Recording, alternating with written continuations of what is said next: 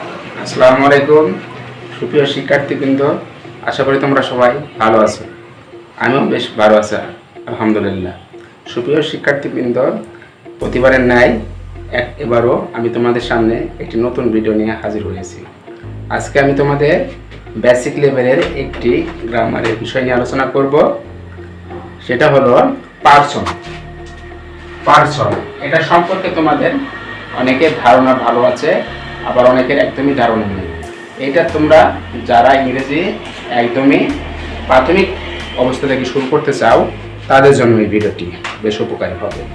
আশা করি তোমরা ভিডিওটি প্রথম থেকে শেষ পর্যন্ত দেখবে এবং ভিডিওর শেষে আমি তোমাদের একটি কাজ দেব।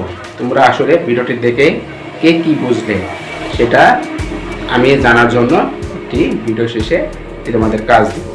সেটা তোমরা অবশ্যই কমেন্টে উত্তরগুলো পাঠিয়ে দেবে আমার চ্যানেলে। তো শুরু করা যাক আজকের ভিডিওটি। আজকে আমি তোমাদের সামনে আলোচনা করব পার্সন।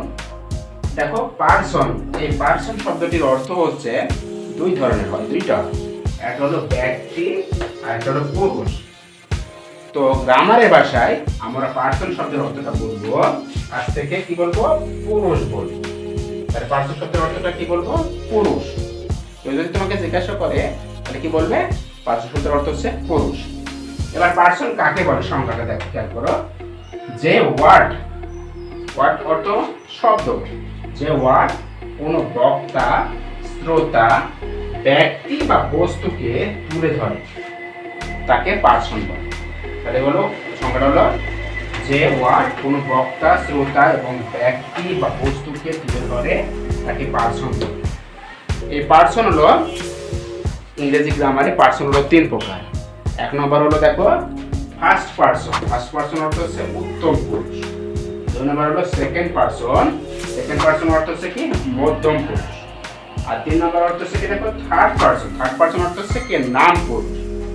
তো দেখা যায় প্রথমে আলোচনা আমি করি ফার্স্ট পার্সন জিনিসটা হলো দেখো আমি সম্পর্কিত শব্দগুলো যেগুলা সেগুলাকে বলে ফার্স্ট পার্সন বলে, সেগুলাকে ফার্স্ট পার্সন বলে। যেমন আই মানে হলো আমি, উই মানে হলো আমরা, মি মানে হলো আমাকে। তাহলে দেখো এই প্রতিটা শব্দেই দেখো আমি আছি।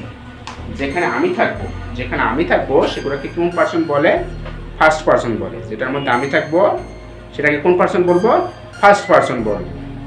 তো সেকেন্ড পার্সন আসি দেখি। সেকেন্ড পার্সন হলো তুমি সম্পর্কিত, যেখানে তুমি থাকবে সেটাকে বলে সেকেন্ড পার্সন।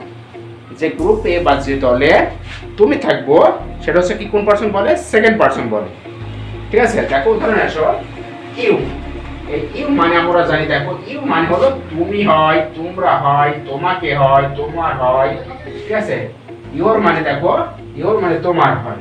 তাহলে এই দুটো শব্দেই দেখো তুমি যদি গভীরভাবে বিশ্লেষণ করো, এই শব্দ দুটাতেই তুমি আছো। তাহলে যেখানে তুমি থাকবে সেটাকে আমরা কি বলবো, সেকেন্ড পার্সন বলবো। আশা করি বিষয়টি বুঝতে পারছো। তাহলে ফার্স্ট পার্সন কাকে বলে, কিভাবে চিনবে, যেখানে আমি থাকবো উপস্থিত, যেখানে আমি উপস্থিত থাকবো সেটাকে বলবো আজ থেকে কোন পার্সন বলবো, ফার্স্ট পার্সন বলবো। আর যেখানে তুমি উপস্থিত থাকবে সেটাকে কোন পার্সন বলবে, সেকেন্ড পার্সন বলবে। ঠিক আছে বিষয়টা। এবার আসো থার্ড পার্সন দেখো অর্থ হচ্ছে নাম পুরুষ। আমি এবং তুমি বাদে যে কোনো নাউন হোক বা যে কোনো প্রোনাউন হোক সেগুলো সবই কোন পার্সন হবে, থার্ড পার্সন হবে। অর্থাৎ যে দলে আমিও থাকবো না, যে দলে কি থাকবে না, তুমিও থাকবে না, সেটা কোন পার্সন বলবে, থার্ড পার্সন বলবে। দেখো উদাহরণে আমি দিয়েছি কয়েকটি শব্দ। হি মানে কি বলো দেখি, সে। হি মানে সে। এই শব্দটাতে আমি আছি, নিশ্চয় নেই। তুমি আছো, নিশ্চয় নেই। এই সে শব্দে আমিও নেই, তুমিও নেই, আমাকেও বোঝাচ্ছে না, এমনকি তোমাকেও বোঝাচ্ছে না। সে এটা কোন পার্সন হবে, থার্ড পার্সন হবে। তারপর আসো দেখো দে মানে কি তারা। এই তারা শব্দে দেখো তো আমি কি আছি এর ভিতরে, এই গ্রুপে কি আমি কি আছি, নিশ্চয় নেই। এই গ্রুপে দে মানে তারা, এই গ্রুপে কি তুমি আছো, নিশ্চয় নেই। তাহলে এ কোন পার্সন হবে, থার্ড পার্সন হবে। আর না, প্রিয় শিক্ষার্থীবৃন্দ, তোমাদের একটি কথা আমি বলি, নাম হলেই সেটা কোন পার্সন হবে? থার্ড পার্সন হবে। নাম হলেই কোন পার্সন হবে? সেটা থার্ড পার্সন হবে। যে কোনো নাম, যেমন এখানে আমি দিয়েছি দেখো রহিম, রহিম কোন পার্সন হবে? রহিম হলো থার্ড পার্সন। কেন না? এটা একটা নাম, একটা ব্যক্তির নাম হতে পারে, যেমন বস্তুর নাম হতে পারে, যেমন স্থানের নাম হতে পারে। নাম হলেই একদম কোনো কিছু না ভেবে আমি উত্তর বলে দেবো কি? থার্ড পার্সন বলবো।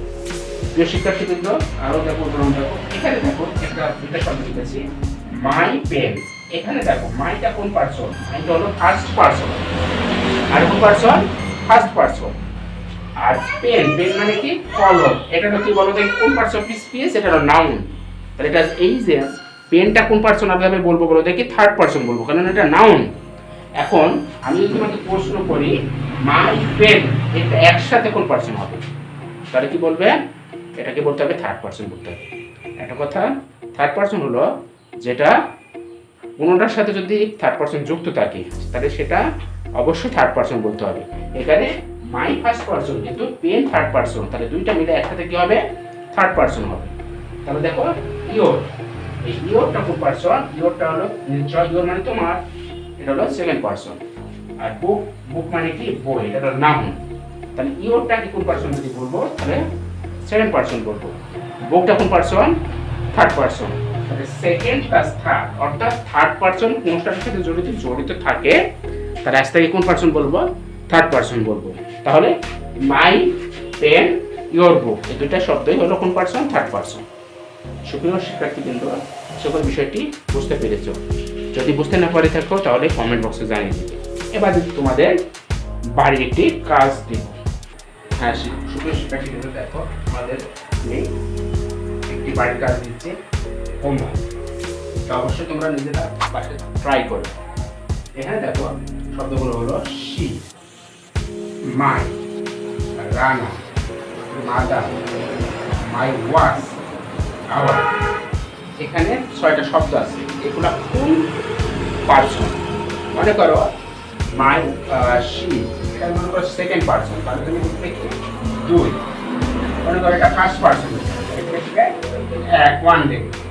যদি এটা থার্ড পার্সন হয় তাহলে কি লিখবে? 3 লিখবে। এভাবে তোমরা এই উত্তরগুলো করে আমার কমেন্ট বক্সে পাঠিয়ে দিবে। ঠিক আছে? আশা করি তোমাদের কোনো সমস্যা থাকবে না। তো আগামী ভিডিও আমাদের সামনে নতুন একটি বিষয় নিয়ে হাজির হব। সেই পর্যন্ত তোমরা সবাই ভালো থাকো, নিজের স্বাস্থ্যের প্রতি যত্ন নাও, পড়াশোনার প্রতি মনোযোগী হও। সেই পর্যন্ত সবাই ভালো থাকো। আসসালামু আলাইকুম।